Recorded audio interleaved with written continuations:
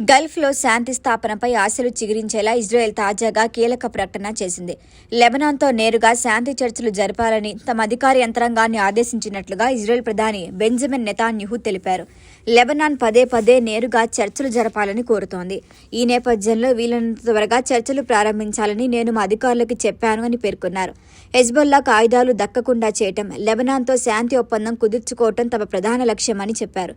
వచ్చే వారం నుంచే చర్చలు ప్రారంభమయ్యే అవకాశం ఉందని ఇజ్రాయెల్ చెప్తోంది. ఇదే సమయంలో లెబనాన్ అధ్యక్షుడు జోసెఫ్ ఆవన్ కూడా కీలక వ్యాఖ్యలు చేశారు. ముందుగా కాల్పుల విరమణ అమల్లోకి రావాలి, ఆ తర్వాతే చర్చలు అన్నారు.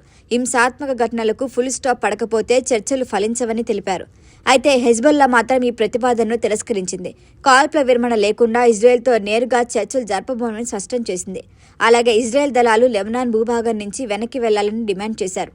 ఇక బుధవారం లెబనాన్పై ఇజ్రాయెల్ జరిపిన భారీ వైమానిక దాడుల్లో 200 మందికి పైగా మరణించారు. పైగా మార్చి నుంచి కొనసాగుతున్న ఘర్షణల్లో ఇప్పటి వరకు సుమారు 1700 మంది ప్రాణాలు కోల్పోయారు. మరో 10 లక్షల మందికి ప్రజలు తమ ఇళ్లను విడిచి వలస వెళ్లాల్సి వచ్చింది. మరి పశ్చిమాసియాలో ఉద్రిక్తతలు కొనసాగుతున్న వేళ ఇజ్రాయెల్ లెబనాన్ చర్చలు నిజంగా ప్రారంభమవుతాయా? కాల్పుల విరమణకి మార్గం సుగమమవుతుందా అన్నది ఇప్పుడు అంతర్జాతీయంగా చర్చనీయాంశంగా మారింది.